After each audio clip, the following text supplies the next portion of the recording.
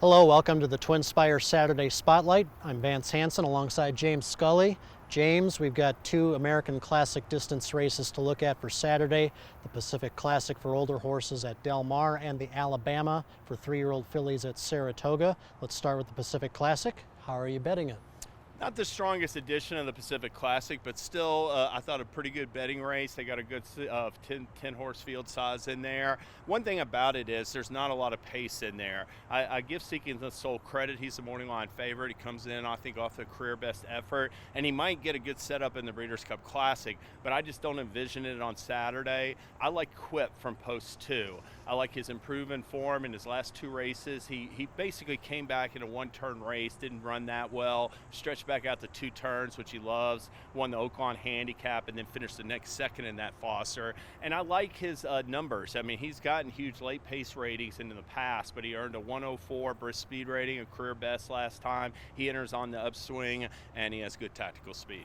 I agree with you on Quip. I just think he's developed a lot more this year. Seeking the Soul, he's been somewhat unreliable outside of Churchill Downs, outside of Kentucky.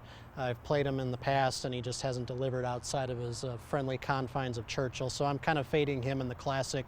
Quip is my $10 win bet. And plus I'll put him in exactas over Pavel, who ran a distant second to Accelerate in the Pacific Classic last year, and also Higher Power, a relatively new addition to the John Sadler barn, who comes off of a couple of good grass races.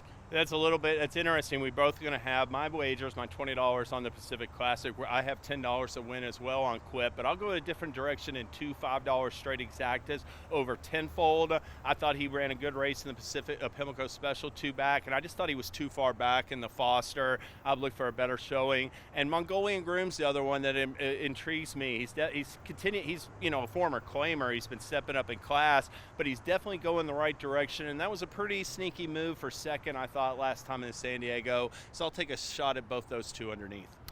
Moving to Saratoga and the Alabama Stakes, and James, after watching the Coaching Club American Oaks and seeing Point of Honor finish a good second to Guarana, I immediately said to myself, there's my Alabama filly. I'm all in on Point of Honor. I thought she ran one of the best two-turn races by a 3-year-old filly this year in the Black-Eyed Susan. I honestly don't think she was totally cranked to win the Coaching Club American Oaks at 1 1/8. She only finished a length behind Guarana, which, as good as we know Guarana is, that was a terrific effort on her part.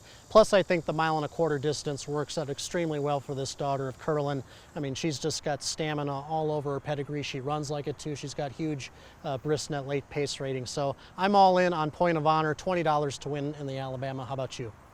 I'm going to go with Dunbar Road. I hear you with the Point of Honor. I love her late pace numbers. Her speed figures are solid too, but I'm just a little worried about her running style. I think the fractions are going to be slow. They might shake themselves out in that opening quarter mile, but I think they're really going to slow it down. Point of Honor is more of like a late runner in my estimation. Dunbar Road has won 3 of 4 starts.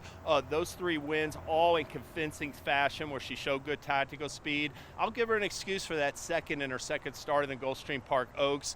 Short stretch, she left herself too much to do and didn't have the cleanest trip at traffic. I see her as a filly with enormous upside for Chad Brown. I think she could wind up being champion 3-year-old filly. I mean, Point of Honor could too, but I'm going to go in a different direction.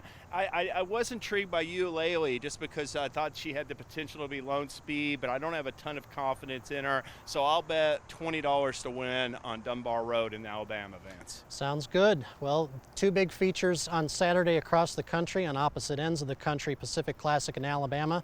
Don't forget to watch and wager on them at twinspires.com. Until next Saturday, good luck.